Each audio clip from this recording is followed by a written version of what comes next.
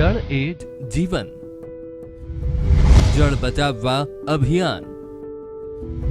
ખેડૂતોએ બનાવી ખેત તલાવડી. ટીવી સ્ક્રીન પર દેખાતા દ્રશ્ય જુઓ. પાણીથી લબાલબ ભરેલા આ તળાવો. આ દ્રશ્ય છે સુકાભટ રણ વિસ્તાર એટલે કે બનાસકાંઠા જિલ્લાના. સામાન્ય રીતે અહીં વરસાદ ઓછો તો પડે જ છે, સાથે જ રણ વિસ્તાર હોવાથી પાણીનો યોગ્ય સંગ્રહ નથી થઈ શકતો, જેને પગલે ચોમાસા સિવાયની સિઝનમાં અહીં ખેતી કરવી મુશ્કેલ બની જાય છે. પણ પ્રવીણ માળી નામના ખેડૂતે આ સમસ્યાને દૂર કરવા માટે જળ સંગ્રહ કરવાનું વિચાર્યું. પછી તો શું, પ્રવીણ માળીએ ખેત તલાવડી બનાવવાનું શરૂ કર્યું. એટલું જ નહીં, પ્રવીણ માળી ગામે ગામ ફર્યા અને ખેડૂતોને ખેત તલાવડી બનાવવા માટે પ્રેરણા આપી. અને આજે તેમના પ્રયાસથી બનાસકાંઠામાં 130 જેટલા ખેડૂતોએ ખેત તલાવડી બનાવી છે. અને આ પ્રયાસથી ખેડૂતો 12 માસ ખેતી કરી શકે તેટલા પાણીનો સંગ્રહ થઈ રહ્યો છે. એક ખેત તલાવડીમાં 60 થી 70 લાખ લીટર પાણીનો સંગ્રહ થાય છે, જેનાથી 15 વીઘા જમીનમાં 12 મહિના સુધી ખેતી કરી શકે છે. મુખ્ય ઉદ્દેશ પાણીનો સ્ટોરેજ, વરસાદી પાણી વહી જતું હોય એનું સ્ટોરેજ કરવું અને એ જ પાણીથી પિયત કરવી. એટલે વરસાદનું પાણી હોય એટલે ખૂબ ક્લીન પણ હોય છે, ઓછા TDSનું પાણી હોય છે અને બિન પિયત જગ્યાઓ જે પડી છે એ આ વખતે પિયત થશે. એટલે ખૂબ મોટો ફાયદો, ખૂબ મોટું ચેન્જીસ અને જે રણમાં પાણી વહી જાય એ અટકવાનું પણ કામ આ ખેત તલાવડી દ્વારા થઈ રહ્યું છે. પ્રવીણ માળીની સમજાવટ બાદ 2021માં 100 ખેડૂતોએ ખેત તલાવડી બનાવી અને 200 હેક્ટર જમીનમાં પિયત થયું. ચાલુ વર્ષે પણ 40 ખેત તલાવડી બનાવવામાં આવી છે. પ્રવીણ માળી ગામે ગામ ફરીને ખેડૂતોને વરસાદી પાણી કઈ રીતે બચાવી શકાય તે અંગે માહિતગાર કરે છે. અને આ પ્રયત્ન હવે બનાસકાંઠાના સૂકા રણમાં હરિયાળી ક્રાંતિ લાવી શકે છે. અનેક ખેડૂતોએ ખેતરમાં ખેત તલાવડીઓ બનાવી છે, જેના કારણે ઘણો ફાયદો થયો છે અને હવે વરસાદી પાણી વહી જતું બચાવી રહ્યા છે. તો કેટલાક ખેડૂતોએ બેકાર પડેલા બોરમાં પાણી ઉતારીને ભૂગર્ભ જળ સંગ્રહ કરવાનું પણ શરૂ કર્યું છે.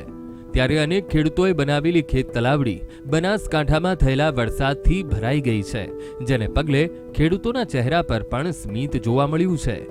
પાણી વહી અને નકામું વહી જતું, તો એ પાણીને રોકવા માટે આગલા વર્ષે મેં મારા ખેતરમાં 110 ફૂટ લાંબી, 110 ફૂટ પહોળી અને 34 ફૂટ ઊંડી જેટલી ખેત તલાવડી બનાવી, જેમાં 78 લાખ લીટર પાણીનો સંગ્રહ થાય છે.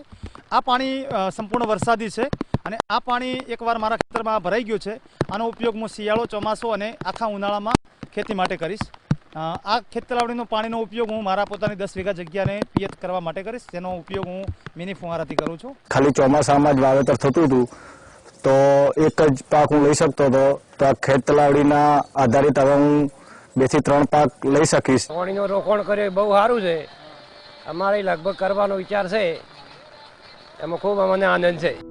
હાલ તો ગુજરાતમાં સારો વરસાદ પડ્યો છે અને બનાસકાંઠામાં પણ વાવણી લાયક વરસાદ પડ્યો છે, જેને પગલે મોટાભાગની ખેત તલાવડી ભરાઈ ચૂકી છે. તો ખેડૂતોના ચહેરા પર પણ ખુશીનો પાર નથી. ખેત તલાવડી હવે બનાસકાંઠાના ખેડૂતો માટે આશીર્વાદરૂપ સાબિત થશે અને 12 માસ સુધી ખેડૂતો ખેતી કરીને તેમની આવકમાં વધારો કરી શકે છે. ત્યારે ખેડૂતે 400 ફૂટ ઊંડા બોરમાં વરસાદી પાણી ઉતાર્યું છે. ગઈ સાલ વરસાદ ઓછો હતો એટલે મને થોડો બેઠા એક પ્લાન આવ્યો કે આપણે બોર પડ્યો છે તો એ બોરની અંદર આપણે પાણીનું થોડું રિચાર્જ કરીએ. એટલે ધાબાનું પાણી અને ગુવાડીનું પાણી પાઇપ નાખી અને બોરની અંદર ઉતાર્યું. એટલે ગઈ સાલ વરસાદ ઓછો હતો, ખેતરમાં પાણી ભરવાનું નહોતું. આ સાલ વરસાદ વધારે ભરવાનો, એટલે એમને એમ આઈડિયા આવ્યો કે ભાઈ આ પાણીનો આપણે કઈ રીતે નિકાલ કરવો. અને એની અંદર એનો પાઇપલાઇન ખોદી અને બોરની અંદર પાણી ઉતાર્યું. અને એ પાણી ભવિષ્યમાં જે આ પાણી વેસ્ટેજ જાય અને લાખો લીટર પાણી વેડફાઈ ન જાય અને એનું પાણી બોરમાં ઉતારવાથી રિચાર્જ થાય અને પાણીના તળ નેડા આવે, એ પ્લાનથી અમે આ કર્યું છે. હાલ તો પ્રવીણ માળીએ જે ઝુંબેશ ઉપાડી હતી તે સફળ થતી દેખાઈ રહી છે. માત્ર ડીસા જ નહીં પણ હવે જિલ્લાના અન્ય ખેડૂતો પણ ખેત તલાવડી બનાવવા તરફ વળી રહ્યા છે. એટલું જ નહીં, ખેડૂતો ભૂગર્ભ જળ ઉપર લાવવા માટે પણ જમીનમાં પાણી ઉતારી રહ્યા છે. પ્રવીણ માળીના કાર્યને જોઈને હવે સરકાર પણ તેમની મદદે આવી છે અને ખેડૂતોને ખેત તલાવડી બનાવવા માટે તાડપત્રી માટે સબસિડી આપી રહ્યા છે, જેથી ખેડૂતો પણ બનાસકાંઠામાં હરિયાળી ક્રાંતિ લાવી શકે. Paresh Padhiyar, VTV news, Banaskantha.